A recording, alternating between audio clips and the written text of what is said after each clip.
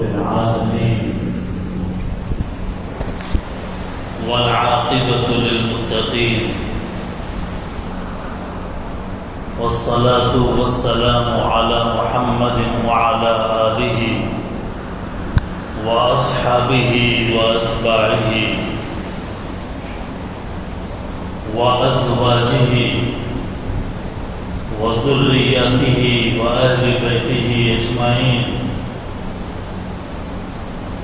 ومن تبعهم بإحسان إلى يوم الدين.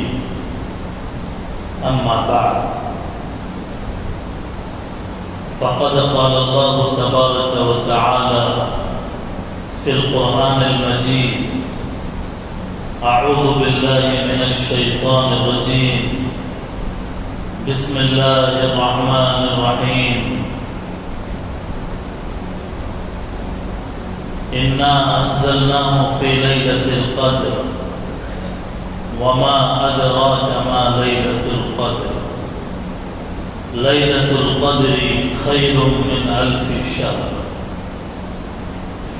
صدق الله العلي العظيم. سبحان ربك رب العزة عما يصفون وسلام على المرسلين والحمد لله رب العالمين. اللهم صل على سيدنا محمد وعلى آل سيدنا محمد وبارك وسلم. اللهم صل على سيدنا محمد وعلى آل سيدنا محمد وبارك وسلم. اللهم صل على سيدنا محمد وعلى آل سيدنا محمد وبارك وسلم. بزرگان محترم، عزیزان گرامی مرتبت،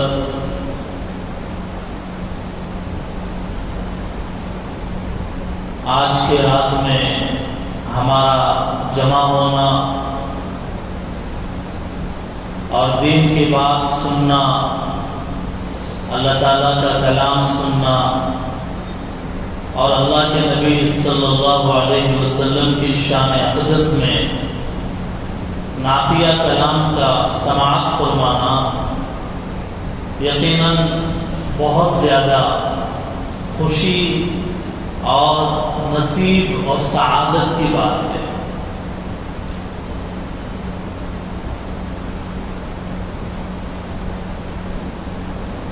ہمارے قاری صاحب نے پہلے سورہ والضحیٰ کی تلاوت فرمائی۔ والضحیٰ، اللہ تعالیٰ نے قسم کھائی سورج کی اور سورج کی روشنی کی، اللہ تعالیٰ نے قسم کھائی رات کی، واللیل اذا سجا۔ پھر اللہ تعالیٰ نے فرمایا کہ آپ کے رب نے آپ کو نہیں چھوڑا اور آپ سے دوری اختیار نہیں کی۔ پھر اللہ تعالیٰ نے فرمایا الم یجدک، کیا اللہ تعالیٰ نے آپ کو یتیم نہیں پایا تو ٹھکانہ عطا فرمایا۔ ہمارے نبی یتیمی برداشت کیے ہیں۔ ہمارے نبی کے والد گرامی حضرت عبداللہ کا انتقال بہت پہلے ہو گیا۔ آپ صلی اللہ علیہ وسلم یتیمی کی زندگی آپ نے گزارا ہے۔ اس کو فرمایا کہ یتیم نہیں پایا اللہ نے آپ کو تو ٹھکانہ دیا اور آپ کو ہدایت کے خزانے عطا فرمائے، اور آپ کو ضرورت تھی تو اللہ تعالیٰ نے مال اور دولت سے نوازا لہذا فَأَمَّا الْيَتِيمَ فَلَا تَقْهَرْ، یتیم کو جھڑکیے نہیں. نصیحت فرمائی دنیا کے لوگوں کو کہ یتیم کو جھڑکنا نہیں چاہیے، ظلم نہیں کرنا چاہیے، اور مانگنے والے کو بھی نہیں جھڑکنا چاہیے. مانگنے والا فقیر آ گیا تو اس کو جھڑک دیا، سخت بات کہہ دی، اس سے بھی منع کیا گیا.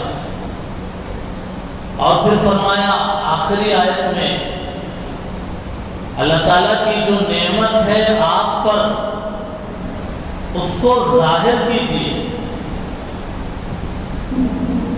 اس آیت سے فقہاء نے، علماء نے، محدثین نے، مفسرین نے یہ بات نکالی ہے کہ اللہ تعالیٰ نے اگر کسی کو نعمت دی تو اس نعمت کا استعمال کرنا بھی اللہ کا شکر ادا کرنا ہے. اللہ تعالیٰ نے مال دیا، گاڑی دی، دولت دی، تو اس کو استعمال کرنا چاہیے. یہ نہیں کہ اس کو چھپا کر رکھ دیا اور پھٹے پرانے کپڑوں میں یا ٹوٹی پھوٹی گاڑی میں پھر رہے ہیں. اللہ تعالیٰ دیکھنا چاہتے ہیں کہ میں نے اپنے بندے کو جو نعمت دی، میرا بندہ اس کو استعمال کرتا ہے یا نہیں کرتا. البتہ اس کے اندر تکبر نہیں آنا چاہیے، بڑائی نہیں آنا چاہیے. میں اچھا باقی سب خراب، یہ نہیں آنا چاہیے. یہ چیز بری ہے کہ اپنے علاوہ سب کو نچلا سمجھنا اور خود کو بڑا سمجھنا، یہ انسان کے لیے نقصان والی بات ہے. یہ قرآن کریم کا درس، قرآن کریم کا سبق جو آج کے پروگرام کے آغاز کے موقع پر پڑھا گیا، میں نے اس کا خلاصہ اور اس کا ترجمہ آپ حضرات کے سامنے بیان کیا ہے. پھر اس کے بعد میں قاری صاحب نے مناجات پیش کیا. لوگوں کو فرق نہیں معلوم، نعت کس کو بولتے، مناجات کس کو بولتے، حمد کس کو بولتے، نظم کس کو بولتے، قطعہ کس کو بولتے، رباعی کس کو بولتے، ثلاثی کس کو بولتے. یہ سب علمی اصطلاحات ہیں. ایک چیز معلوم ہے، نعت.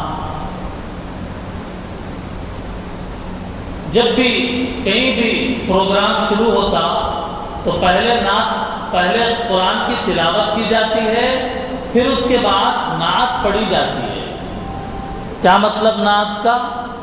نعت کا مطلب نبی صلی اللہ علیہ وسلم کی تعریف. حمد کا مطلب اللہ تعالیٰ کی تعریف. حمد کا مطلب اللہ تعالیٰ کی تعریف. نعت کا مطلب حضور کی تعریف. نظم کا مطلب جس میں عمومی اعتبار سے کوئی اصلاح کی بات ہو تو اسے نظم کہہ دیا جاتا ہے. پرانے زمانے میں ایک نظم بڑی چلتی تھی اور مشہور تھی اور آج بھی پڑھی جاتی ہے. نام تو نے محمد علی رکھ دیا، نام تو نے محمد علی رکھ دیا. یہ نعت بڑی چلتی تھی، بہت کیسٹس اس کے چلائے جاتے تھے. ایسے نظمیں جس کے اندر خاص طور پہ ایمان والے بندوں کے اصلاح کے لیے کوئی میٹر ہو اس میں، اس کو نظم کہتے ہیں۔ مناجات کس کو بولتے ہیں؟ مناجات کہتے ہیں اللہ تعالیٰ سے بات کرنا۔ مناجات کا مطلب اللہ تعالیٰ سے اپنی بات کہنا، اس کو کہتے ہیں مناجات۔ بڑی پیاری مناجات پڑھی ہے، دل کو لگنے والی مناجات۔ اور نعت بھی ایسی، میں نہیں سمجھتا کہ آپ میں سے کوئی اس نعت کو صحیح معنی میں سمجھے ہوں گے، کیونکہ نعت مکس تھی، وہ عربی اور اردو۔ پہلے عربی کے اندر نعت تھی وہ، پھر اس کے بعد اردو کے اندر تھی، اس کا ترجمہ تھا۔ اور عربی جس کو آتی ہے، جیسے ہم اردو میں بات کر رہے ہیں اور آپ کو بات سمجھ میں آ رہی ہے، ایسے ہی اگر کوئی آپ سے عربی میں بات کرے اور آپ کو بات سمجھ میں آئے تو بڑا مزہ آتا ہے۔ اللہ کے نبی صلی اللہ علیہ وسلم کی تعریف میں یہ جو عربی میں لکھا ہے، سبحان اللہ، دل جھوم جاتا ہے۔ ایسے پیارے پیارے الفاظ اور ایسے زبردست جملے اس نعت کے اندر لکھے ہوئے ہیں کہ دل میں رسول اللہ صلی اللہ علیہ وسلم کی محبت جم جاتی ہے، بیٹھ جاتی ہے۔ یہ مختصر سی ابتدائی بات میں نے آپ کے سامنے عرض کی ہے، ابھی بیان شروع ہی نہیں ہوا۔ یہ شروعات کی چند باتیں میں نے آپ کے سامنے عرض کی ہے کہ جس کو جاننا ضروری ہے ہر پروگرام کے لیے۔ اور ہمارے بچوں کو قرآن کی تلاوت سکھانا چاہیے۔ ہمارے بچوں کو اگرچہ وہ اسکول میں پڑھتے ہوں، کالج میں پڑھتے ہوں، لیکن ان کو مشق کرانی چاہیے، قرآن کی خیرت کی مشق کرانی چاہیے، نعت پڑھنا سکھانا چاہیے۔ اگر نعت پڑھنا نہیں سکھایا جاتا ہے تو بچے کیا سیکھتے ہیں؟ گانے گانا سیکھتے ہیں۔ گانے گانا، گالیاں دینا، یہ چیزیں زبانوں پہ چڑھ جاتی ہیں، کیونکہ بچہ اپنا زیادہ وقت اسکول میں گزارتا ہے دن کا، اور اسکول میں مختلف طرح کے، مختلف مزاج کے، مختلف مذہب کے لوگ اور ان کے بچے آتے ہیں۔ ہر بچے کے اوپر چھاپ ہوتی ہے اس کے گھر کی۔ غیر مسلم کا بچہ ہے تو اس کے گھر کی اس کے اوپر چھاپ ہوگی۔ ماں باپ نافرمان ہے، شرابی کبابی ہے اور میوزک کا عاشق ہے، اس باپ کی، اس گھر کی، اس کے گھر کے ماحول کی اس بچے کے اوپر چھاپ ہوتی ہے۔ اب یہ جب ملتے ہیں اور دوستی بنتی ہے، یاری بنتی ہے، کلاس فرینڈ ہوتے ہیں، کلاس فیلو ہوتے ہیں، ظاہر ہے اب اس کی چیزیں وہ، اس کی چیزیں یہ سیکھتے رہتے ہیں۔ اب کبھی کبھی تو ہمارے نہ سمجھتے ہوئے بھی زبانوں کے اوپر گالیاں آ جاتی ہیں بچوں کے، کبھی ان کے زبانوں کے اوپر اچھے کلمات نہیں آتے، اس لیے اپنے بچوں کے زبانوں پہ کثرت سے ہم کو نظر رکھنا ہے۔ جب اسکول کالج پڑھ کے آتے ہیں، گھر کے اندر ان کے بات کرنے کے انداز میں کیا فرق ہے، یہ چیز نوٹ کرنی ہے، نوٹس میں لانا ہے۔ ابھی گزشتہ ایک آدھ دن کی بات ہے کہ میں نے خود محسوس کیا اس کو کہ اسکولوں میں پڑھنے والے بچوں کے زبانوں پہ گالیاں کیسی چڑھتی ہیں۔ چھیڑ چھاڑ کیا دو بچوں نے، اور اس نے اس کو کچھ کہہ دیا اور اس نے بچے نے سن لیا اور کھٹ سے وہ چیز اس کے زبان پہ آ گئی۔ ہم حیران پریشان یہ چیز کیسے. اس لیے قرآن کریم پڑھانا چاہیے اپنے بچوں کو. وہ اسکول میں پڑھتے ہیں، بے شک پڑھیں، لیکن اچھے انداز میں انہیں قرآن پڑھنے کی مشق ہونی چاہیے. انہیں نعت سکھانا چاہیے، گنگنانا سکھانا چاہیے ان کو. انسان کے فطرت کے اندر وہ عنصر ہے، وہ مادہ ہے، وہ کھینچنے کی اہلیت ہے. اچھی چیز اگر آپ پیش نہیں کریں گے تو جو خراب چیز ہے وہ انسان کے اندر اور طبیعت کے اندر جو چیز ہے، وہ کھینچنے والی جو صلاحیت، لینے والی جو صلاحیت، اچھی چیز جب پیش نہیں کی جائے گی تو بری چیز کھینچ لے گی. خیر نہیں تو شر کو قبول کرنے والے بن جائیں. تو اس لیے میرے محترم بزرگوں اور عزیزوں، یہ ابتدائی چند کلمات میں نے موقع محل کی مناسبت سے عرض کیا ہے. آئیے اب ہم جانتے ہیں کہ آج ہمارے یہاں جمع ہونے کا مقصد کیا ہے. رات کی نیند چھوڑ کر دن میں روزہ رکھ کے اور پھر تراویح 20 رکعت پڑھ کے وتر کی نماز پڑھ کے پھر اس کے بعد میں 11:30 بجے کے قریب ہم یہاں جمع ہوئے ہیں. تو مقصد کیا ہے؟ بتائیے کیا مقصد ہے؟ ہر ایک کا الگ الگ مقصد ہوگا. کوئی حیدرآباد جا رہا ہے، پوری ٹرین جاتی ہے حیدرآباد، لیکن ہر ایک کے جانے کا الگ الگ مقصد ہے. تو ہم یہ جاننا چاہ رہے ہیں کہ آج یہاں لوگ بیٹھے ہوئے ہیں اور یہ پورے سفر میں ہیں آخرت کے، تو کس کا کیا مقصد ہے؟ جی کیا بول رہے ہیں؟ بے شک جی. اور بولنا چاہتے ہیں نہیں بول پا رہے ہیں تو میں بتا دیتا ہوں. کسی کا مقصد یہ ہوگا کہ تاخرات ہے، بیان ہوتا، تھوڑی دیر بیان سن لیں گے، یہ مقصد ہے. تھوڑے لوگوں کا مقصد یہ ہوگا کہ تاخرات ہے نا، تھوڑا جاگنا ضروری ہے. اب وہ جاگنے کے واسطے کیا کرنا، آ کے بیٹھ گئے مسجد میں، ماحول بن رہا، سن لیے. بعض لوگ بولیں گے کہ ہمارا مقصد تاخرات میں یہاں جمع ہونے کا عبادت ہے. جی بے شک یہ بھی بولیں گے نا جواب میں گیس کر رہا ہوں. بعض لوگ کہیں گے کہ آج ہمارے یہاں جمع ہونے کا مقصد یہ ہے کہ چند لوگ جمع ہو رہے ہیں تو چلو ہم بھی آ جائیں ساتھ میں. تھوڑے لوگ جمع ہو گئے، دیکھا دیکھی بھی لوگوں کو کام کرنے کی عادت ہوتی ہے.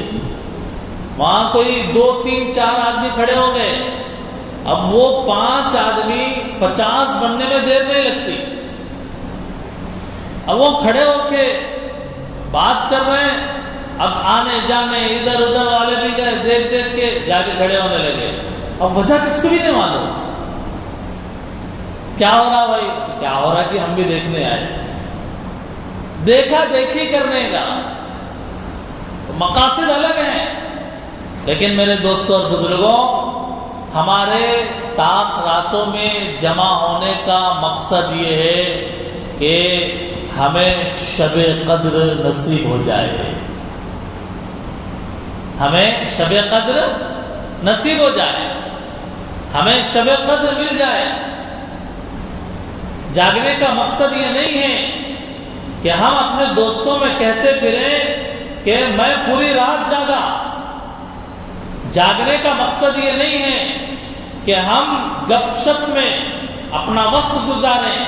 جاگنے کا مقصد یہ نہیں ہے اور جمع ہونے کا کہ کوئی اور چیز ہمارے سامنے ہو، بلکہ میرے بھائیوں ہم سب کو یہ نیت کرنا ہے، آج کی تاخرات اور آج کے بعد ہر تاخرات، یہ دوسری تاخرات ہے، اس کے بعد تیسری تاخرات آئے گی اتوار کے دن، پھر اس کے بعد 27ویں رات آئے گی منگل کے دن، پھر اس کے بعد میں آخری تاخرات آئے گی جمعرات کے دن۔ یہ ایک نظام ہے جو چل رہا ہے، اور تاخراتوں میں ہمارے جمع ہونے کا یہاں یا کہیں، اس مسجد میں یا کسی بھی مسجد میں، اس مقام پر یا کسی بھی مقام پر جمع ہونے کا پہلا مقصد یہ ہمارا کہ ہمیں وہ دولت ملے، وہ خزانہ ملے، اور وہ نعمت ملے جو اللہ تعالیٰ نے رمضان کے آخری 10 دنوں میں رکھا ہے، اور ان 10 دنوں میں بھی اللہ تعالیٰ نے طاق رات کے اندر جو رکھا ہے دولت۔ کیا چیز ہے شب قدر؟ کسے کہا گیا لیلۃ القدر؟ کسے کہا گیا قدر کی رات؟ اور کسے کہا گیا؟ اللہ خود سوال کر رہے ہیں، اللہ تعالیٰ سوال کر رہے ہیں کہ تمہیں کیا معلوم ہے، تم کیا جانتے ہو لیلۃ القدر کے بارے میں؟ تمہیں کیا معلوم ہے، تمہارا نالج کیا ہے شب قدر کے بارے میں؟ تمہاری معلومات کیا ہیں لیلۃ القدر کے بارے میں، جاگنے کی رات کے بارے میں؟ اللہ تعالیٰ نے خود یہ سوال اٹھایا پوری انسانیت کے سامنے اور پوری مسلم معاشرے کے سامنے، کالوں گوروں، مشرق مغرب، شمال و جنوب، ہر ایک کے سامنے یہ سوال اٹھایا ہے اللہ تعالیٰ نے۔ اللہ تعالیٰ اگر چاہتے تو سوال اٹھائے بغیر ڈائریکٹلی کہہ دیتے کہ دیکھو شب قدر یہ چیز ہے۔ سوال نہیں کرتے بلکہ ڈائریکٹ جواب دے دیتے، لیکن خود اللہ سوال کر رہے ہیں اور جواب بھی اللہ ہی دے رہے ہیں۔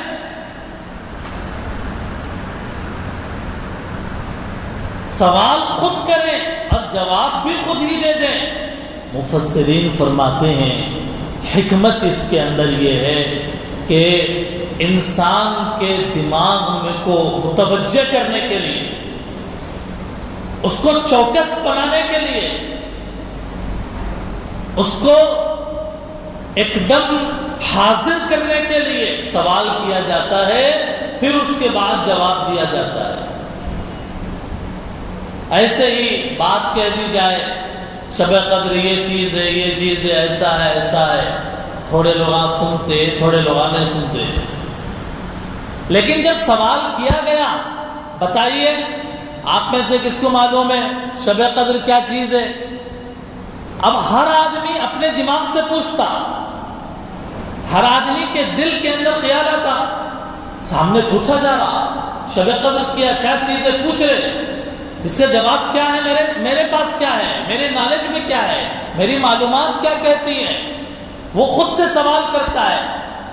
اگر جواب تیار نہیں ہو رہا تو آدمی کان اس کے کھڑے ہو جاتے ہیں شوق سے کہ معلوم کریں کہ شب قدر کیا دولت ہے۔ اب اس کے بعد سامنے سے جواب آئے گا تو ایک دم دل میں جا کے بیٹھے گا، ایک دم دل میں جا کے بیٹھے گا۔ سوال کھڑا کر کے پھر اس کا جواب دینے سے یہ دماغ اور دل کے اندر وہ جواب بیٹھ جاتا ہے۔ یہ حکمت ہے، اللہ تعالیٰ نے یہ سوال کیا ہے۔ اس لیے میرے دوستوں، میرے بھائیوں، میں نے گزشتہ جمعے میں یہ بات عرض کی تھی جمعے کے بیان میں کہ جس چیز کی قیمت کا اندازہ انسان کو ہوتا ہے وہ اس کی قدر کرتا ہے، اور جس کی قیمت کا اندازہ نہیں ہوتا اس سے وہ ناقدری کی طرف چلا جاتا ہے۔ شیخ سعدی رحمت اللہ علیہ کے واقعے کو میں نے اشارتاً بیان کیا۔ میں نے کہا کہ حضرت شیخ سعدی جن کے ہاتھ میں سونے کی انگوٹھی تھی، ایک گڑ بیچنے والے نے شیخ سعدی سے کو دھوکہ دیا اور کہا کہ اس سونے کی انگوٹھی کو چکو، تمہیں کوئی مزہ نہیں ملے گا، اور تم اس گڑ کے ڈلے کو چکو، تمہیں بہت مزہ ملے گا۔ اور کہا اس گڑ بیچنے والے نے کہ بے مزے کی چیز مجھے دے دو اور مزے کی چیز تم لے لو، گڑ تم لے لو، سونا مجھے دے دو۔ سونا اگر چکا جائے اس کی کوئی مزہ نہیں، لیکن اس کی قیمت ہے۔ اس سونے میں یہ گڑ نہیں، اس جیسے ٹنوں گڑ آدمی خرید سکتا ہے۔ اس آدمی کو معلوم تھا سونے کی قیمت کیا ہے، تو اس نے اس کو حاصل کرنے کی کوشش کی۔ آج ہمیں معلوم ہونا چاہیے کہ شب قدر کیسی چیز ہے اور کیسی دولت ہے، تاکہ ہم اس شب قدر کی قیمت جان سکیں۔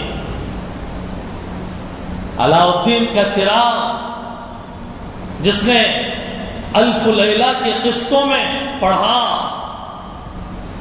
الف لیلہ، الف اور لیلہ نہیں ہے، وہ الف لیلہ ہے، 1000 راتیں،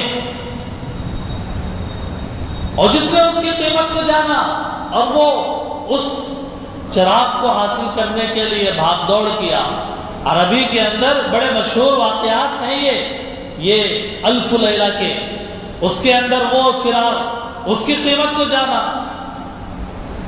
ظاہر ہے میرے بھائیوں، ہمیں بھی چاہیے کہ ہم شب قدر کی قیمت کو جانیں۔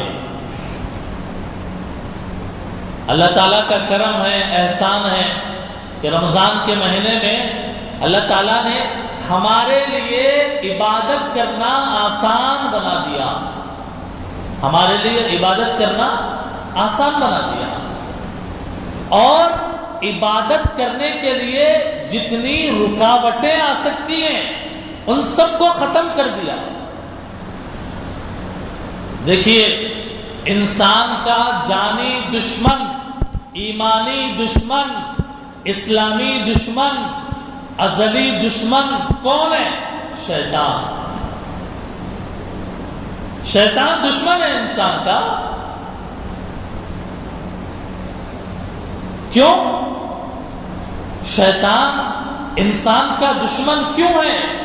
سوال، جواب یہ ہے کہ اسی انسان کی وجہ سے شیطان اللہ کے دربار سے بھگا دیا گیا۔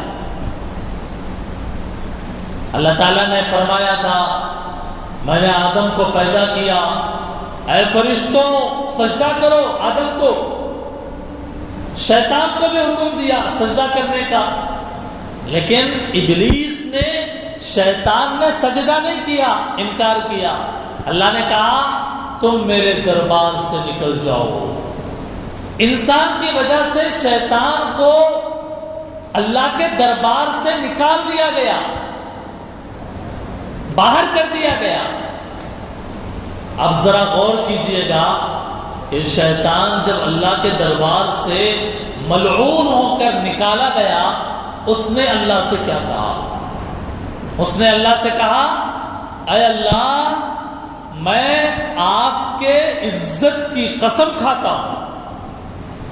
شیطان نے کیا کہا؟ میں آپ کے عزت کی قسم کھاتا ہوں کہ میں آپ کے ان انسانوں کو بھٹکا کر جہنم کے راستے پہ ڈالوں گا، میں گمراہ کروں گا ان کو، میں ان کو بھٹکاؤں گا۔ کیسے؟ میں کبھی آگے سے آؤں گا اور بھٹکاؤں گا، کبھی پیچھے سے آؤں گا بھٹکاؤں گا، دائیں سے آؤں گا بھٹکاؤں گا، بائیں سے آؤں گا بھٹکاؤں گا۔ یہ میرے اور آپ کے کہنے کی بات نہیں ہے، اللہ کے قرآن میں ہے، ثم لآتینہم من بین ایدیہم ومن خلفہم وعن ایمانہم وعن شمائلہم۔ شیطان نے کہا۔ اب جب رمضان آیا، رمضان کے مہینے میں اللہ تعالیٰ نے اپنے بندوں کو اپنے سے قریب کرنے کے لیے، اپنے سے قریب کرنے کے لیے اللہ تعالیٰ نے کیا کیا کہ انسان مسلمان عبادت کرے اور رمضان میں اس کی عبادت میں کوئی ڈسٹرب نہ کرے، اس کی عبادت کو کوئی نہ روکے۔ اس کے لیے اللہ تعالیٰ نے شیطان کو پکڑ کر بند کر دیا کہ شیطان آزاد رہے گا، اسے اگر بند نہیں کیا جائے گا تو کیا کرے گا شیطان؟ بھٹکائے گا۔ نماز پڑھنے دے گا؟ نہیں۔ روزہ رکھنے دے گا؟ نہیں۔ اتنی گرمی ہے کہاں رکھتے روزہ؟ رمضان آنے سے پہلے جب گرمی ہوتی تھی تو سوچتے تھے یہ رمضان کیسا گزر تک کیا آئے گی۔ کوئی شیطان اگر رہتا تو وہ دماغوں میں ڈالتا تھا رمضان سے پہلے اتنے گرمی میں روزے نہیں ہو سکتا، شیطان دل میں وسوسہ ڈالتا تھا۔ شیطان اگر ہوتا ہمیں یہاں بیٹھنے نہیں دیتا، کیا کی بول کے دن میں روزہ رکھے، 20 رکعت تراویح پڑھے، پورے فرض نمازاں پڑھے، کتنا عبادت کر لیے تم، جاؤ اب مزے سے سو جاؤ، آرام کرو۔ شیطان نہیں ہے، ہم کیا ہے؟ شیطان کے بہکاوے پھسلانے میں نہیں ہے، بلکہ یہاں پر اللہ اللہ کر رہے ہیں،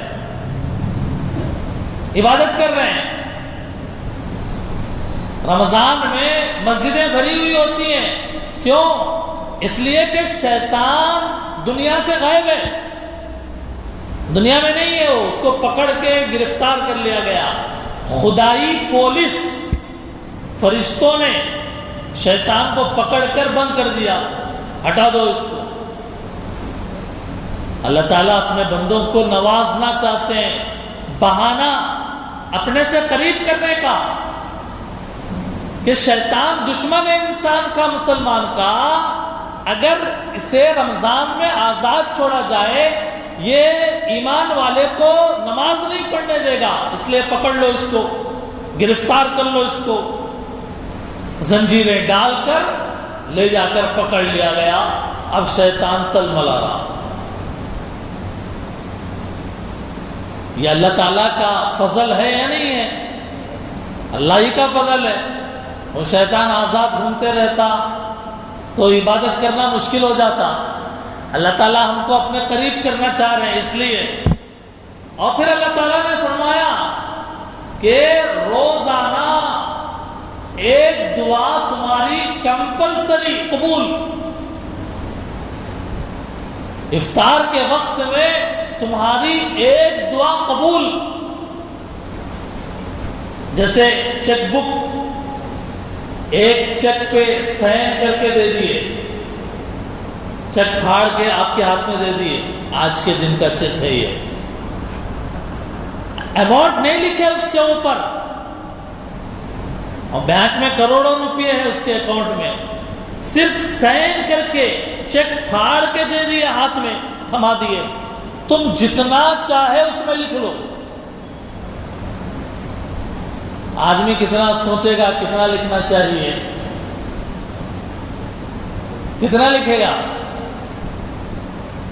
لاکھ سے تو شروع ہوں گا، ہزاروں میں تو مسئلہ نہیں ہے۔ ہمارے کو دے دیے، چیک سائن کر کے دے دیے، اب کتنا لکھنا ہے اپنے ہاتھ میں ہے، کتنا لکھیں گے؟ پہلے معلوم کرے گا ایک دم ڈرا کتنا ہوگا، 250 پورا چلے گئے تو 1 لاکھ 10 لاکھ 20 لاکھ 50 لاکھ کروڑ سوچے گا۔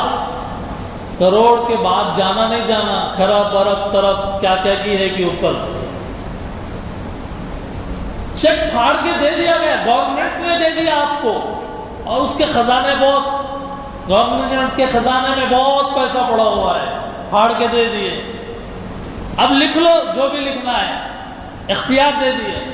میرے بھائیوں، بزرگان دین نے مثال، اگزامپل دیا اور بتایا کہ ہر دن افطار کے وقت اللہ کی طرف سے ایک چیک پھاڑ کر دے دیا گیا، تم اس میں جو مانگنا ہے مانگو، تمہیں دے دیا جائے گا۔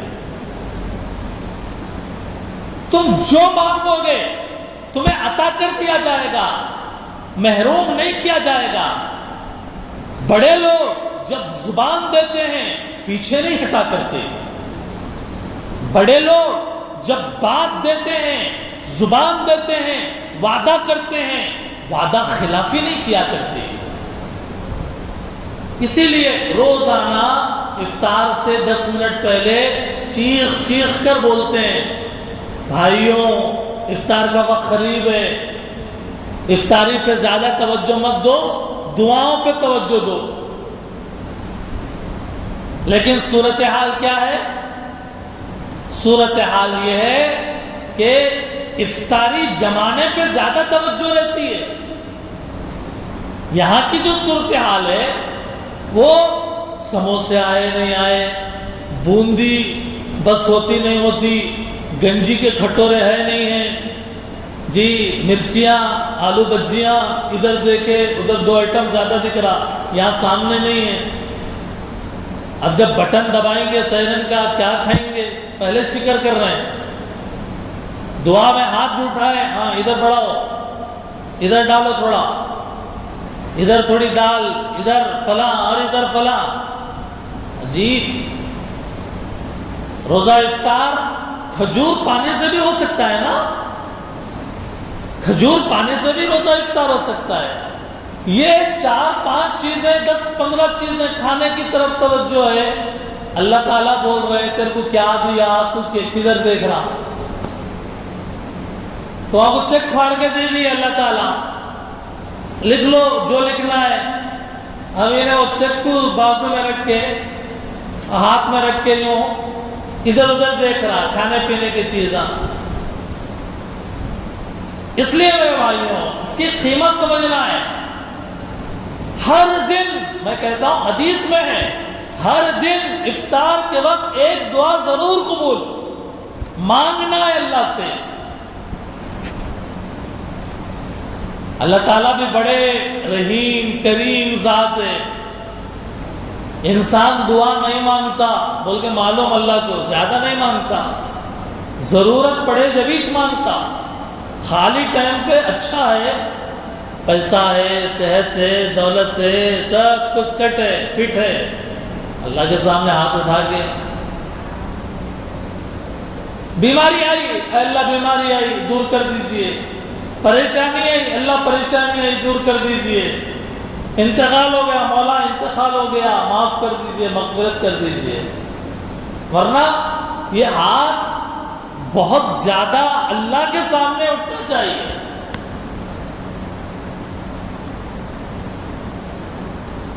اللہ تعالیٰ کو معلوم ہے، اللہ تعالیٰ جانتے ہیں یہ بھوکا رہا پیاسا رہا، اب اس کے بعد اس کو اللہ سے مانگو بولے، دعا کرو بولے تو دعا مانگنے میں کمی کر دیتا۔ اس لیے اللہ کا فضل دیکھیے کہ روزے دار کے لیے اللہ تعالیٰ نے دیگر مخلوقات کو دعا میں لگا دیا، دیگر مخلوقات کو دعاؤں میں لگا دیا۔ حدیث میں ہے چونٹیاں بلوں میں روزے دار کے لیے دعا کر رہے ہیں، روزے دار سو جا رہا نیند آ رہی ہے اس کو، لیکن اس کے لیے دعا کون کر رہے ہیں؟ چونٹیاں بلوں میں۔ روزے دار کے لیے مچھلیاں پانی میں دعا کر رہے ہیں۔ حدیث آئی نا عصر کے بعد پرسوں، مچھلیاں دعا کر رہے ہیں روزے دار کے لیے، استغفار کی دعا کر رہے ہیں، اللہ یہ میں آپ کے بندے روزے سے تھے ان کی مغفرت کر دیجئے۔ روزے دار کیا کر رہا؟ سو جا رہا۔ ہوا میں پرندے روزے دار کے لیے دعا کر رہے ہیں، اے اللہ یہ آپ کے بندے بندیاں روزے سے ہے رمضان میں، ان کو معاف کر دیجئے۔ بلوں میں چونٹیاں، پانی میں مچھلیاں، ہوا میں پرندے روزے دار کے لیے دعا کر رہے ہیں، یہ اللہ کا فضل نہیں تو اور کیا ہے۔ انسان مانگے یا نہ مانگے اس کے لیے دے دیا جا رہا، دروازے کھول دیے جا رہے، عطا کیا جا رہا۔ میرے بندے لے لے، تو نہیں مانگتا پھر بھی میں دے رہا ہوں، آپ نے پکڑ۔ تھوڑے لوگوں کو آ کے لو بولے تو شرماتے، ان کو کیا کرنا پڑتا؟ ہاتھ پکڑ کے ہاتھ میں تھما دینا پڑتا، لے لو بھائی۔ اللہ تعالیٰ بھی ہمارے ساتھ، اللہ کا سلوک بھی ایسا ہی ہے۔ رمضان میں تمہیں نہیں چاہیے یا تم نہیں لے رہے ہو، پھر بھی میں دے رہا ہوں، لے لو۔ مچھلیوں کے ذریعے سے دعائیں کروا کے عطا کر رہے ہیں، یہ گویا۔ اور پھر اندازہ لگائیے آپ کہ اللہ تعالیٰ نے رمضان کے مہینے میں شب قدر رکھ دیا اور مثال کے طور پر بیان کیا کہ تمہیں شب قدر کی قیمت کا اندازہ، اگر ایک رات کے قیمت کا اندازہ اگر لگانا ہے، یوں سمجھو جیسے تم 1000 مہینوں کی لاکھوں راتوں میں جاگ کر اللہ کے سامنے گڑ گڑائے، وہ ثواب جو تمہارے ہزاروں مہینوں کے راتوں میں جاگ کر عبادت کرنے پہ تم کو ملتا ہے، اس ایک رات میں عبادت کرنے پہ میں دے دیتا ہوں۔ 4-6 مہینے رات میں اگر نہیں سوئے تو طبیعت خراب ہو جاتی۔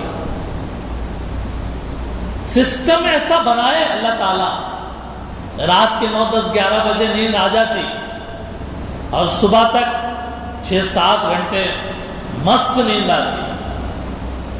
اگر 2-3 گھنٹے کم ہو گئے طبیعت خراب۔ تھوڑے لوگوں کو نیند برداشت نہیں ہوتی، تھوڑے لوگوں کو بھوک برداشت نہیں ہوتی۔ بھوک لگے پیٹ میں جلن شروع ہو جاتا، درد شروع ہو جاتا، پیٹ پوچھتے رہتا کھانا کہاں ہے، کھانا کہاں ہے۔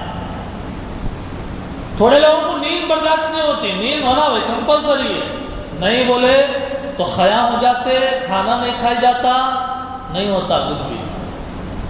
آپ اندازہ لگائیے کہ 1000 مہینے، ایک مہینے میں 30 راتیں، 1000 مہینے اور ہر مہینے کے 30 راتیں۔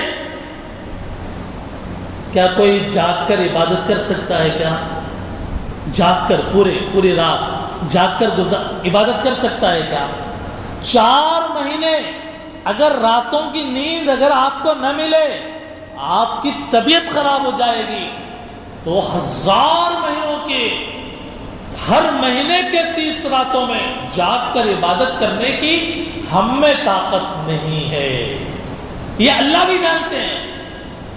اس لیے اللہ نے کہا کہ تمہیں 1000 مہینوں کی ہزاروں راتوں میں جاگ کر عبادت کرنے کی ضرورت نہیں ہے۔ ایک رات جاگ لو، عبادت کر لو شب قدر میں، تم کو ثواب اتنا دوں گا جتنا کہ 1000 مہینوں کی ہزاروں راتوں کے اندر عبادت کا جو ثواب ملتا ہے وہ تمہارے لیے میں لکھ دوں گا۔ اللہ کا فضل ہے یا نہیں ہے؟ تو یہ مت سمجھیے کہ ایک رات جاگنا بہت مشکل ہے، اب 5 تاخرات ہیں، کیسا جاگنا، رات میں جگے تو صبح کام کیسا۔ جی یہ سب جو ہے باتیں کب آتے معلوم؟ جب شب قدر کی قیمت نہیں معلوم رہتی، جب آتے ہیں۔ شب قدر کی جب قیمت معلوم ہو جائے تو پھر یہ بہانے بازی ختم، میں کام شارٹ کر دوں گا یا کام ہی نہیں کروں گا، مجھے شب قدر مل رہی ہے۔ قیمت جب معلوم ہوگی پھر عبادت کرنا آسان ہوتا ہے۔ اس لیے میرے بھائیوں، شب قدر کی قیمت کو دماغ میں بٹھائیں، یہ اللہ کا فضل ہے۔ اور پھر دیکھیے اللہ تعالیٰ نے حدیث کے اندر کیا کہا؟ 3 چیزوں کے بارے میں کہا، ایک رمضان میں قیام، دوسرے لیلۃ القدر میں قیام، اور تیسرے رمضان کے روزے۔ یہ 3 باتیں حدیث کے اندر آئی اور تینوں کے لیے یکساں الفاظ ہیں، وعدے ہیں۔ کیا کہا؟ من قام رمضان ایمانا واحتسابا غفر له ما تقدم من ذنبه۔ قام رمضان، رات میں تراویح پڑھنا، اس کے لیے یہ کہا ابھی جو میں نے سنایا آپ کو۔ شب قدر میں کھڑے ہو کر عبادت کرنا، فرمایا من قام لیلۃ القدر ایمانا واحتسابا غفر له ما تقدم من ذنبه، شب قدر کے بارے میں کہا۔ اور پھر رمضان کے روزوں کے بارے میں کہا من صام رمضان ایمانا واحتسابا غفر له ما تقدم من ذنبه۔ عبادت الگ الگ ہے، رمضان کے روزے عبادت الگ، راتوں میں تراویح پڑھنا اس کے لیے عبادت الگ، شب قدر میں کھڑے ہو کر عبادت کرنا اس کے لیے عبادت الگ، لیکن وعدہ ایک ہے۔ وعدہ یہ ہے کہ میں تمہارے اگلے پچھلے سارے گناہ معاف کر دوں گا۔ جو روزہ رکھے گا اس کے اگلے پچھلے سارے گناہ معاف، جو تراویح پڑھے گا اس کے اگلے پچھلے سارے گناہ معاف، جو شب قدر میں قیام کرے گا اس کے اگلے پچھلے سارے گناہ معاف کر دوں گا، صاف کر دوں گا۔ تم ایسے ہو جاؤ گے جیسے ابھی اپنے ماں کے پیٹ سے پیدا ہوئے، ایک گناہ بھی تم پر نہیں ہوگا۔ وعدہ یکساں ہے۔ اللہ تعالیٰ کی رحمت جوش میں ہوتی ہے، اس کا اندازہ اس سے لگائیے کہ اللہ زبان سے بول دیے روزے رکھ لو معاف کر دوں گا، تمہیں بخش دوں گا، تراویح پڑھ لو تمہیں بخش دوں گا، معاف کر دوں گا، اگلے پچھلے سب، شب قدر میں تم عبادت کر لو اگلے پچھلے سب تمہارے معاف کر دوں گا۔ ایک بادشاہ جب بات کرتا ہے اس کا انداز یہ ہوتا ہے، دے دو اس کو، اس کا جی بھر کے دے دو، اس کا من بھر کے دے دو، یہ جتنا چاہ رہا ہے اتنا دے دو اس کو، نواز دو اس کو۔ یہ سارے دولتیں، یہ سارے نعمتیں، یہ اس آدمی کے لیے ہے جو رمضان کی قدر کرنے والا ہے۔ بہت سارے لوگ رمضان کی قدر ہی نہیں کرتے، رمضان غیر رمضان سب برابر، خالی عید کا ایک ڈیفرنٹ رہتا، عید آئی بس عید کا دن یاد رہتا، اس کے علاوہ کوئی دن یاد نہیں رمضان کا۔ دوسرے دنوں میں بھی کھاتے تھے، رمضان میں بھی کھا رہے ہیں، دوسرے دنوں میں بھی پیتے تھے، چائے ناغا نہیں کرے جیسا وہ ٹائم پہ پی رہے ہیں، رمضان میں بھی 4 ٹائم پیتے تھے چائے، رمضان آیا وہی 4 ٹائم چل رہا چائے کا نظام، رمضان میں بھی۔ رمضان کے علاوہ میں بھی منہ میں پان رہتا تھا، رمضان آیا تو بھی پان ہے۔ رمضان کے علاوہ میں بھی دن کے ٹائم پہ ہوٹلوں میں جا کے بیٹھ کے چائے پیتے تھے، کھاتے تھے، پیتے تھے، رمضان آیا شرم نہیں ہے جا کے رمضان میں دن میں بیٹھ کے بول کے کھا رہے ہیں، حیا نہیں ہے، شرم نہیں ہے، اور کوئی احساس نہیں ہے۔ رمضان غیر رمضان برابر، رمضان کے علاوہ میں بھی بیڑیاں پھونکتے تھے، سگریٹاں پیتے تھے، رمضان آیا تو بھی چل رہا، چھپ کے نہیں، کھلم کھلا۔ کون کیا سمجھتے کہ سمجھ لو، میں بنداس جی، ہر دم مست قلندر، ہر دم مست قلندر۔ کون سمجھنے کا کیا ہے، میرا چلتے رہتا، سب کو معلوم ہے جی، ایسے مزاج والے بھی۔ میرے بھائیوں، رمضان کی صحیح قدر اگر نہیں کریں گے بخشش نہیں ہوگی، مغفرت نہیں ملے گی، اللہ تعالیٰ راضی نہیں ہوں گے، پٹائی ہوگی آخرت میں، قبر میں، حشر میں، جہنم میں۔ رمضان کی اگر قدر نہیں کریں گے پھر فرشتے تیار ہیں کوڑے برسانے اور مار دھاڑ اور عذاب، سام، اژدہے سب تیار ہیں۔ برباد ہے وہ آدمی کہ جسے رمضان ملے مغفرت نہ ہو.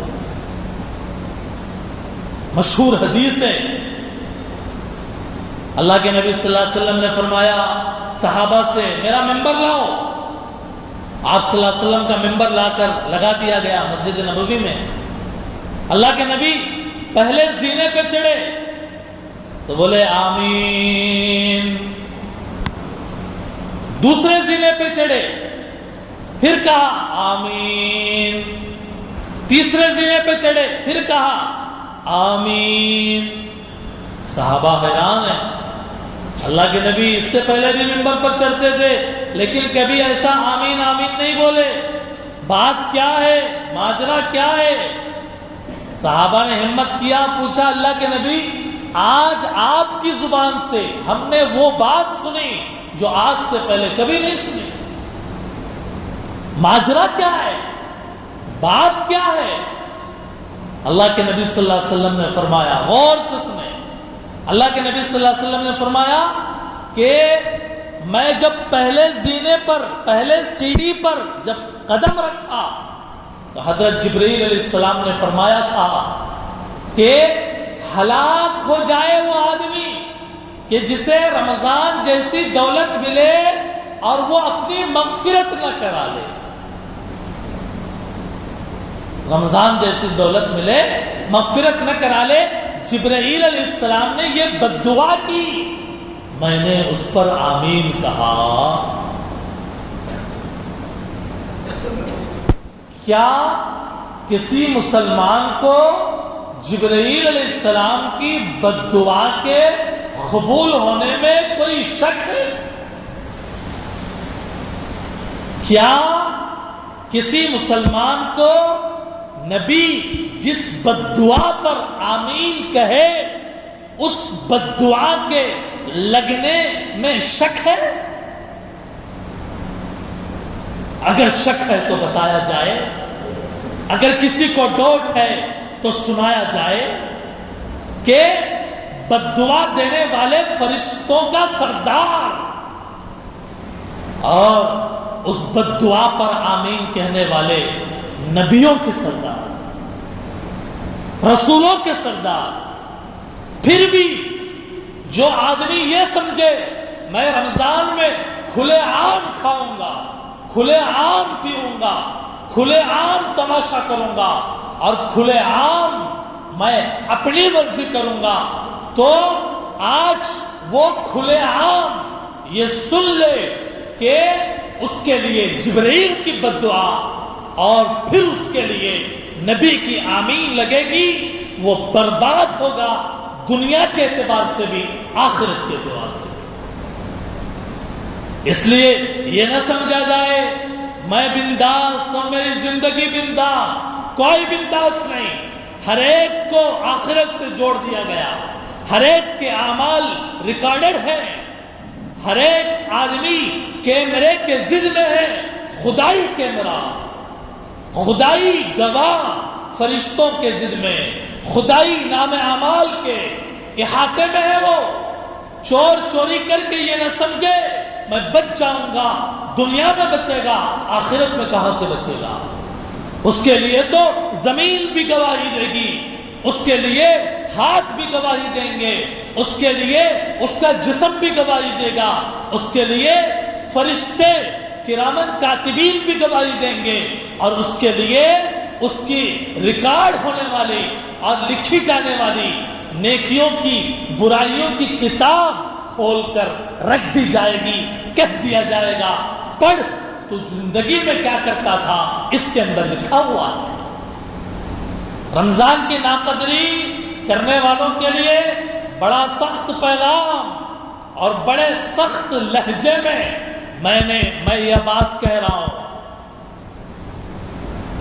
رمضان کی ناقدری سے بچے. اور جنہوں نے قدر کی انہوں نے رمضان میں 70 قرآن پڑھے. کتنے قرآن؟ 70 قرآن پڑھے. آج سوال ہے کیا میری رمضان میں ایک قرآن پوری ہوتی ہے؟ سوال ہے یہ۔ قدر کرنے والوں نے رمضان کے دن کے ٹائم پہ ایک قرآن، رات میں ایک قرآن پڑھا۔ قدر کرنے والوں نے رمضان کے مہینے میں ایک دن میں 40 پارے پڑھے، 40 پارے۔ قدر کرنے والوں نے رمضان کے مہینے میں ایک دن میں 10,000 مرتبہ پہلے کلمے کی تسبیح پڑھی۔ قدر کرنے والے بہت اوپر گئے، ہم کہاں ہیں؟ رمضان کو قیمتی بنانے والے بہت آگے گئے، آسمانوں کی بلندی کو چھویا، انہوں نے عبادات میں فرشتوں کو حیران کیا انہوں نے، ہم کہاں ہیں؟ میرے بھائیوں، بزرگوں، اس لیے ضرورت ہے اس بات کی کہ رمضان کی بھرپور قدر کی جائے، ناقدری نہ کی جائے۔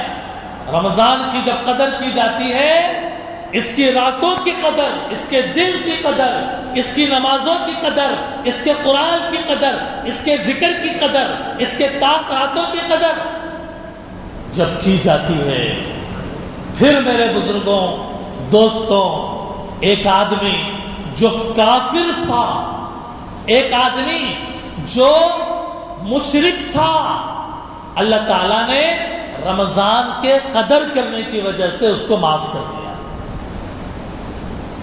یہ ایک واقعہ اور قصہ بتا کر میں اپنی بات مکمل کروں گا۔ بیان مقصود نہیں ہے، بیان مقصود نہیں ہے، عبادت مقصود ہے۔ بیان اس لیے تاکہ دماغ بنے اور عبادت کی طرف دل لگے، اس کے لیے ہے، ترغیب کے لیے بیان ہے، دلوں کو ابھارنے کے لیے بیان ہے۔ لیکن اصل یہ ہے کہ ہم اس بیان کے ہونے کے بعد عبادت کریں گے انشاءاللہ۔ انشاءاللہ ہم سب کو عبادت کرنا ہے۔ رمضان کی قدر کرنے والے، ایک غیر مسلم آگ کی پوجا کرنے والا، نزہۃ المجالس، حوالہ دے رہا ہوں آپ کو، ریفرنس دے رہا ہوں آپ کو۔ نزہۃ المجالس ایک کتاب ہے اللہ والوں کے واقعات کی، اس کتاب کے اندر یہ واقعہ لکھا ہے کہ بخارا شہر میں ایک آگ کی پوجا کرنے والا رہتا تھا۔ رمضان کے دن آئے اور وہ اپنے شرک کے اندر مبتلا تھا۔ ایک دن ایسا ہوا کہ وہ آگ کی پوجا کرنے والا اپنے بیٹے کو لے کر بازار سے گزر رہا تھا۔ اس کے بیٹے نے بازار میں، رمضان کے دنوں میں بازار ہی میں کھانا شروع کر دیا۔ جیسے ہوتا ہے بازار میں جاتے ہیں، فلاں چیز کھاتے ہیں، فلاں چیز کھاتے ہیں۔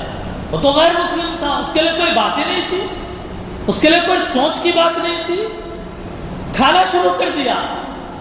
اب جب کھانا شروع کیا، جب گھر آیا، واپس آیا، اس کے باپ نے اس کے منہ کے اوپر ایک تھپڑ رسید کیا، ایک تماچا لگایا اور کہا، شرم نہیں آتی تمہیں؟ مسلمانوں کا پوتر مہینہ، مقدس مہینہ رمضان چل رہا ہے، بازار میں کتنے مسلمان ہیں اور تم بازار میں ان مسلمانوں کے سامنے کھاتے ہوئے گزر رہے ہو؟ کیا تمہیں شرم نہیں آتی؟ ایک باپ ہے، اپنے بیٹے کو پکار رہا ہے، اس لیے کہ اس کے بیٹے نے دن کے وقت میں، رمضان کے مہینے میں کھلے عام کھایا۔ ایک وہ ہے غیر مسلم کہ جس کے دل کے اندر مسلمانوں کے مہینوں کے بارے میں یہ عمدہ خیال ہے، اور ایک ہے ہمارا مسلمان، ہمارا کلمہ پڑھنے والا کہ جو کھلے عام پینے سے نہیں شرماتا، کھلے عام کھانے سے نہیں شرماتا۔ بات آئی گئی ہو گئی ختم ہو گئی. کچھ دن کے بعد اس آدمی کا انتقال ہو گیا. مجوسی تھا، آگ کی پوجا کرنے والا، انتقال ہو گیا. اسی شہر کے ایک بزرگ کے خواب میں وہ آدمی آیا جو اپنے بیٹے کو مارا تھا کہ رمضان کی تم نے ناقدری کی اور بے احترامی کی.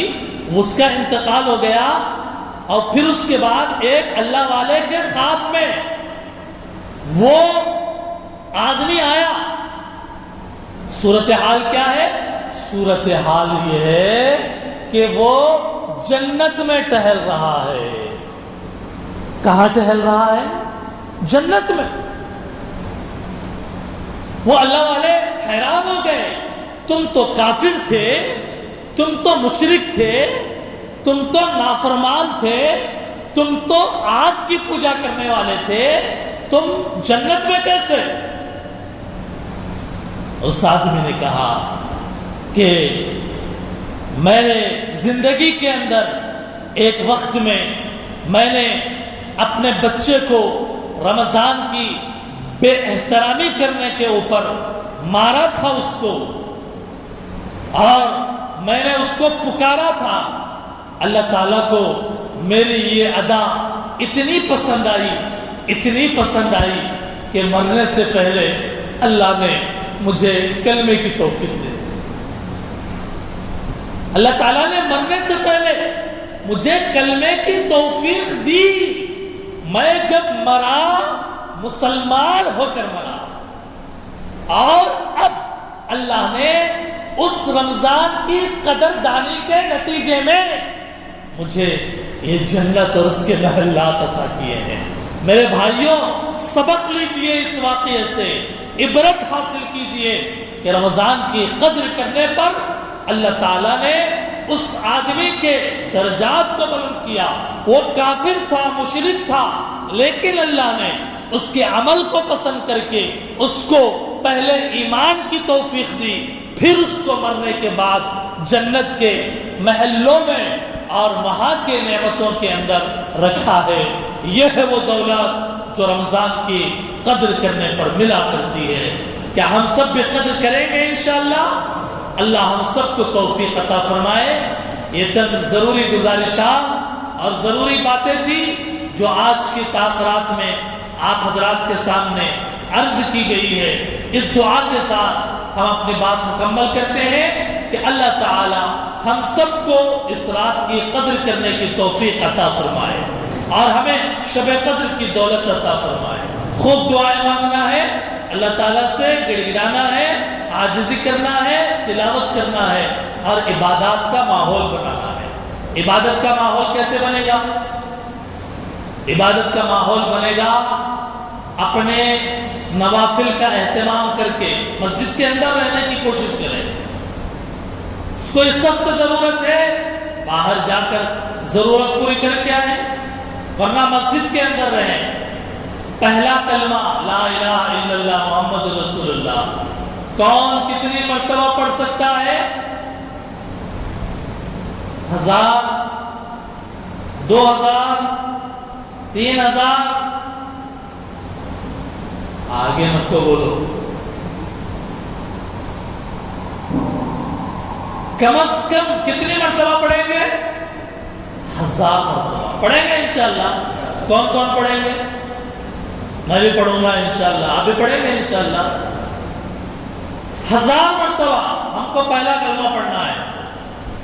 1000 مرتبہ استغفار پڑھنا ہے. استغفر اللہ، استغفر اللہ، استغفر اللہ، استغفر اللہ. کون کون پڑھیں گے 1000 مرتبہ استغفار؟ میں بھی پڑھوں گا، کیا آپ بھی پڑھیں گے انشاءاللہ؟ سحری ہو جاتی 2000 میں؟ نہیں ہوتے نا، ٹائم رہتا ابھی. درود شریف پڑھنا ہے. درود شریف اللہم صلی علی محمد وعلی آل محمد وبارک وسلم. یہ بھی درود ہے. صلی اللہ علی محمد صلی اللہ علیہ وسلم، یہ بھی درود ہے. 1000 مرتبہ پڑھنا ہے. پڑھیں گے انشاءاللہ. لوگ پوچھتے ہیں کیا عبادت کریں؟ 2 رکعت پڑھ کے ادھر ادھر دیکھتے رہتے، کیا عبادت کرنا، دیکھتے رہتے ہمیں کیا کر رہے ہیں کیا کر رہے ہیں۔ آپ کو پہلے اس میں ایک نظام پلان بنا کے دے رہا ہوں، یہ پلان کے تحت چلو، آپ خود میں مست ہو جائیں گے، دوسرے کی فکر کرنے کی ضرورت نہیں ہے۔ 1000 مرتبہ کلمہ، پہلا کلمہ، 1000 مرتبہ استغفار، 1000 مرتبہ درود شریف، اس کے بعد اگر ہمت ہے 1000 مرتبہ چوتھا کلمہ، لا الہ الا اللہ وحدہ لا شریک لہ لہ الملک ولہ الحمد یحیی ویمیت وہو علی کل شیء قدیر۔ ہمت ہے، اور اگر کم از کم تھوڑے بہت تسبیحات، دیکھیے ذکر کی عبادت میں آپ کو بتایا، تو یہ عبادت کنٹینیو نہیں کر سکتے، آپ تھک جاتے، ایک ہی جگہ بیٹھ کے ہزارہ گننا بولے تو نہیں ہوتا، پیرا درد ہوتے، گھٹنے درد ہوتے، جی ادھر ادھر ہوتے رہتا مسئلہ۔ ایسے ٹائم پہ کیا کرنا، تھوڑے دیر ذکر کرنا، اس کے بعد ذکر کو بریک کر کے نماز پڑھنا، کھڑے ہوئے، رکوع میں گئے، سجدے میں گئے، پھر قاعدے میں بیٹھے تو تھوڑا فری ہوتے، پھر اس کے بعد پھر ذکر کر سکتے۔ نماز کیا پڑھنا، قضا نمازیں پڑھو، کتنے نمازیں قضا ہے حسابش نہیں ہے، قضا نمازیں، میری پہلی فجر کی نماز جو قضا ہوئی پڑھتا ہوں، اس کے بعد جو فجر کی نماز قضا ہوئی وہ پڑھتا ہوں، ظہر کی جو پہلی نماز قضا ہوئی، جیسے جیسے پہلی بولتے جاتے پڑھتے چلے آتے وہ پڑھتے چلے آتا، قضا نمازیں پڑھے، اور اس کے بعد نفل نمازیں پڑھے، صلاۃ التسبیح پڑھے۔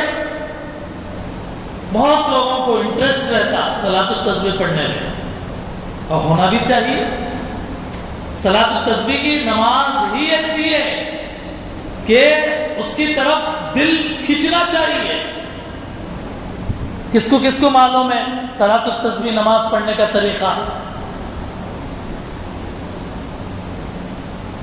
بہت سارے لوگ ہاتھ نہیں اٹھا رہے، تو صلاۃ التسبیح نماز پڑھنے کا طریقہ بتا دیں آپ کو، تاکہ سب کو معلوم ہو جائے، اور جنہیں معلوم ہے انہیں اور زیادہ اطمینان ہو جائے۔ صلاۃ التسبیح نماز پڑھنے کا طریقہ یہ ہے کہ 4 رکعت نفل نماز کی نیت کرتا ہوں میں، صلاۃ التسبیح 4 رکعت نفل نماز کی نیت کرتا ہوں میں، رخ میرا کعبہ شریف کی طرف، اللہ اکبر،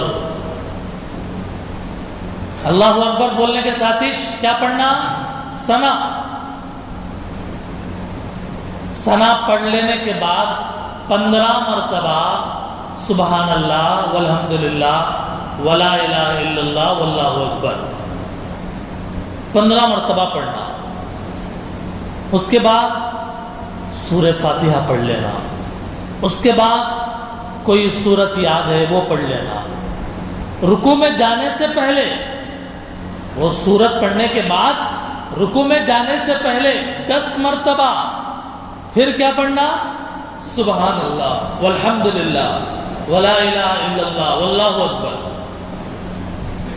رکوع میں جانے سے پہلے 10 بار، ثنا کے بعد کتنے بار، 15 بار، ثنا کے بعد 15 بار، اور رکوع میں جانے سے پہلے 10 بار، اور رکوع میں جانے کے بعد رکوع کی تسبیح پڑھنے کے بعد 10 مرتبہ رکوع کی تسبیح پڑھ لیتے نا، اس کے بعد رکوع میں رہتے ہوئے 10 مرتبہ یہ سبحان اللہ والحمدللہ ولا الہ الا اللہ واللہ اکبر پڑھنا۔ پھر اس کے بعد رکوع سے اٹھ کے کھڑے ہو گئے، سمع اللہ لمن حمدا ربنا لک الحمد بولنے کے بعد اب 10 مرتبہ سبحان اللہ والحمدللہ ولا الہ الا اللہ واللہ اکبر پڑھنا۔ اور پھر اس کے بعد میں سجدے میں گئے، پہلا سجدہ، سجدے کی تسبیح پڑھے، تسبیح پڑھنے کے بعد 10 مرتبہ یہ سبحان اللہ والا کلمہ پڑھ لینا. پھر سجدے سے اٹھے، پہلے سجدے سے اٹھے تو بیٹھتے نا، تو اس وقت میں 10 مرتبہ یہ کلمہ پڑھ لینا سبحان اللہ والحمدللہ. اور پھر دوسرے مرتبہ سجدے میں گئے تو سجدے کی تسبیح پڑھنے کے بعد کیا پڑھنا؟ سبحان اللہ والحمدللہ ولا الہ الا اللہ واللہ اکبر. ایسا ثنا کے بعد 15، رکوع سے پہلے 10، رکوع میں 10، رکوع سے اٹھنے کے بعد 10، سجدے میں جانے کے بعد 10، 2 سجدوں کے بیچ میں 10، دوسرے سجدے میں 10، ٹوٹل 75. ایک رکعت میں 75 مرتبہ ہم نے گویا کہ یہ کلمہ پڑھا ہے سبحان اللہ والحمدللہ ولا الہ الا اللہ واللہ اکبر کا. پہلی رکعت مکمل ہو گئی. اب دوسرے سجدے میں پڑھنے کے بعد وہ تسبیح کرنے کے بعد سیدھے اٹھ کے کھڑے ہو جانا اللہ اکبر. پھر 15، پھر 10، جو پہلے رکعت کی ترتیب بتائے نا ویسا دوسری رکعت میں بھی پڑھنا. ثنا تو نہیں ہے نا دوسری رکعت میں، یا کوئی پڑھتے ثنا، دوسری رکعت میں ثنا پڑھتے نہیں پڑھتے، تو سیدھا ڈائریکٹ وہ تسبیح پڑھ لینا 15 مرتبہ. قاعدے میں بیٹھے، اب پہنچ جائیے وہاں تک. قاعدے میں بیٹھے، قاعدہ التحیات للہ والصلوات پڑھ لیے، تشہد پڑھ لیے، تشہد پڑھ کے کیا کر رہے ہیں؟ اٹھ کے کھڑے ہو گئے. سمجھ رہے ہیں؟ تو اس طریقے سے 4 رکعت مکمل کرنا ہے. اور یہ نماز پڑھنے کا ثواب کیا ہے؟ یہ نماز گفٹ ہے، یہ نماز تحفہ ہے. کس کی طرف سے؟ رسول اللہ صلی اللہ علیہ وسلم کی طرف سے. گفٹ ہے، یہ ہدیہ ہے یہ آپ کے لیے. اللہ کے نبی بولے اپنے چچا کو بلا کے، اے چچا جان، اے عباس رضی اللہ تعالی، کیا میں آپ کو کوئی چیز تحفے میں نہ دوں، گفٹ نہ کروں آپ کو؟ یہ کہا. اور پھر اس کے بعد میں یہ نماز سکھایا اللہ کے نبی نے اپنے چچا کو،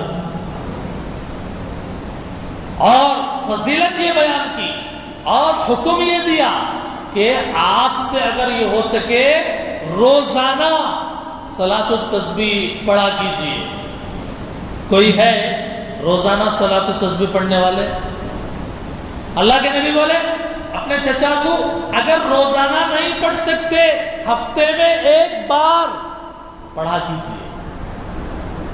ہفتے میں 1 بار پڑھ سکتے نا؟ یہ ہفتے میں 1 بار پڑھ سکتے، ارادہ کرے تو پڑھ سکتے. آج کی طاق رات میں اگر ارادہ کرے کہ زندگی بھر ہر ہفتے میں 1 مرتبہ پڑھتا ہوں میں، بولے تو بات بن گئی. اور نہیں سال میں 1 مرتبہ پڑھو، اور نہیں زندگی میں 1 مرتبہ تو پڑھو. زندگی میں، پوری زندگی میں 1 مرتبہ تو پڑھنا چاہیے. بہت سارے بھائی پڑھے ہوئے ہوں گے اب تک، بہت سارے نہیں پڑھے ہوں گے. تو آج ہم کو اس سنت کو زندہ کرنا ہے، کریں گے انشاءاللہ. ثواب کیا ملے گا؟ فرمایا کہ اگلے پچھلے سارے گناہ معاف کر دوں گا. اگلے گناہ بھی معاف، پچھلے گناہ بھی معاف، پرانے گناہ بھی معاف، نئے گناہ بھی معاف، غلطی سے کیے ہوئے گناہ بھی معاف، جان کر کیے ہوئے گناہ بھی معاف، چھپ کر کیے ہوئے بھی گناہ معاف، کھلم کھلا کیے ہوئے گناہ بھی معاف، چھوٹے گناہ بھی معاف، بڑے گناہ بھی معاف. اب کون سا گناہ بچا؟ نہیں بچا، سب گناہ معاف. اب سب گناہ معاف، صلاۃ التسبیح اس یقین سے پڑھے تو فرشتے ہو گئے. فرشتوں پر بھی کوئی گناہ نہیں، اور آپ پر بھی صلاۃ التسبیح پڑھنے کے بعد کوئی گناہ نہیں، معصوم ہو گئے. اس کے بعد دوسرے دن صبح ہو کے کیا تو کرے تو نہیں بول سکتے. سمجھ رہے ہیں آپ؟ تو یہ بہت بڑا تحفہ ہے۔ بعض روایات میں ہے کہ نیکیاں اللہ تعالیٰ اتنی عطا فرماتے ہیں اور اتنے گناہ معاف کرتے ہیں جتنے انسان ہیں ان کی جتنی تعداد ہے، جنابہ سنکھیا پورے ورلڈ کا جتنا ہے جی، اتنے گناہ بھی اگر ہو جائیں تو بھی اللہ کیا کر دیں گے؟ معاف کر دیں گے۔ سبحان اللہ۔ بعض روایات میں ہے ریت کی تعداد سے بھی گناہ، ریتی ایک ایک دانہ جی، اس کی تعداد کے اتنے بھی گناہ معاف۔ سمندر کی جھاگ سے بھی زیادہ گناہ ہو معاف، ستاروں کی تعداد سے بھی زیادہ گناہ ہو معاف، خطروں کی تعداد سے بھی زیادہ گناہ ہو معاف، دنیا کے دنوں سے بھی زیادہ گناہ ہو معاف ہو جائیں گے۔ یہ پورے باتیں خالی منہ سے بولنے کے نہیں، روایتوں میں آئی ہے، حدیثوں میں آئی ہے۔ میں نہیں سمجھتا کہ اتنا ساری فضیلت بیان کرنے کے بعد ہم میں سے کوئی ایک آدمی بھی صلاۃ التسبیح نہیں پڑھے گا۔ سب پڑھیں گے انشاءاللہ۔ اتنی فضیلت اور ہم چھوڑ لیں، یہ ہم سے نہیں ہو سکتا، اس لیے ہم سب کو پڑھنا ہے۔ اور اس کے علاوہ جو ذکر بتائے، قرآن کی تلاوت، جو قرآن عربی میں پڑھنا جانتے ہیں، آدھا گھنٹہ لگتا آپ کو، 3 پارے پڑھیے تاخرات میں، 3 پارے، 1.5 گھنٹہ لگائیے قرآن پڑھنے میں۔ اردو تیلگو میں اگر پڑھنا آتا ہے، انگلش میں، تو کوشش کیجئے 1 پارہ پڑھنے کی، مشکل ہو جاتا۔ حافظ قرآن ہے، 10 پارے پڑھیے تاخرات میں، ایک تاخرات میں 10 پارے، گھنٹے میں 3 پارے، 2-2.5 گھنٹے میں 10 پارے ہو جاتے۔ بہرحال دعا فرمائیں کہ اللہ تعالی ہم سب کو نیک کام کرنے کی توفیق عطا فرمائے اور ہم سب کے لیے یہاں بیٹھنا قبول فرمائے، بولنا، کہنا، سننا، اللہ تعالیٰ اس کو عمل کا ذریعہ بنائے، عمل کا ذریعہ بنائے، کیونکہ عمل اصل ہے، بیان اصل نہیں ہے، علم اصل نہیں ہے، اصل یہ ہے کہ انسان عمل کے اوپر آئے۔ مختصر دعا ہوگی، پھر اس کے بعد انفرادی معمولات کے لیے آپ کو آزاد چھوڑا جائے گا، اور آپ کے عبادت میں چستی کے لیے چائے کا بھی انتظام کیا گیا ہے۔ دعا کے بعد آپ چائے بھی نوش فرمائیں اور پھر تازہ وضو کر کے بالکل کمر باندھ کے آ جائیں اور عبادت کے ساتھ اپنے اس رات کو گزاریں اور کہیں آپ میں ہوں میرے اللہ ہے، میں ہوں میرے اللہ ہے۔ یہ نہ کہیں میں ہوں میرے دوستہ بھی ہے، انہیں آیا انہیں کہاں گیا، انہیں گھر کو گیا، اس کو بلاؤ، اس کو فونا کرو، چھوڑ دو۔ جو آئے، جن کو اللہ توفیق دیا آئے، جو نہیں، جن کو توفیق نہیں ملی نہیں آئے۔ میں ہوں میرے اللہ، میں ہوں میرے اللہ کی محبت، میں ہوں میرے اللہ کے لیے سجدے، بس عبادت عبادت عبادت۔ درود پڑھ لیجئے، اللہم صلی علی سیدنا محمد وعلی آل سیدنا محمد وبارک وسلم۔ الحمدللہ رب العالمین، ربنا ظلمنا انفسنا وَإِن لَّمْ تَغْفِرْ لَنَا وَتَرْحَمْنَا لَنَكُونَنَّ مِنَ الْخَاسِرِينَ۔ اے اللہ ہمارے گناہ معاف فرمائیے، اے اللہ ہمارے خطاؤں کو درگزر فرمائیے، اے اللہ صغیرہ کبیرہ گناہ معاف فرما دیجئے، ہمیں عبادت کی توفیق عطا فرمائیے، اے اللہ ہمارے روزوں کو، تراویح کو قبول فرما لیجئے، ہمارے قرآن پڑھنے اور سننے کو قبول فرما لیجئے، ہمارے مسجد میں جمع ہونے کو قبول فرما لیجئے، اے اللہ ہمیں آپ سے لو لگانے والا بنائیے، آپ سے تعلق جوڑنے والا بنائیے، اے اللہ قرآن کی تلاوت کرنے والا بنائیے، اے اللہ عبادت کرنے والا بنائیے، اے اللہ عبادت میں مزہ نصیب فرما دیجئے، اے اللہ نیند کو ہمارے عبادت میں رکاوٹ نہ بننے کی توفیق عطا فرمائیے، اے اللہ نیند ہے، سوتے ہی ہیں، سال بھر سوتے ہی رہتے ہیں، اے اللہ طاق راتوں میں جاگ کر عبادت کرنے کی توفیق عطا فرمائیے، صلاۃ التسبیح پڑھنے کی توفیق عطا فرمائیے، عمر قضا نمازیں پڑھنے کی توفیق عطا فرمائیے، اللہ عبادت کے ساتھ رات کو گزارنے کی توفیق عطا فرما دیجیے، اے اللہ اعتکاف کرنے والوں کے اعتکاف کو قبول فرما لیجیے، ان کو مزید ہمت دیجیے، حوصلہ عطا فرمائیے، اللہ ان کی دعاؤں میں ہمارا حصہ عطا فرمائیے، ہماری دعاؤں میں ان کا حصہ نصیب فرمائیے۔ اللہ ان کے اعتکاف کو قبول فرما لیجئے، ان کے اہل خانہ کو اللہ جزائے خیر عطا فرمائیے۔ اے اللہ جو حضرات اعتکاف کی نیت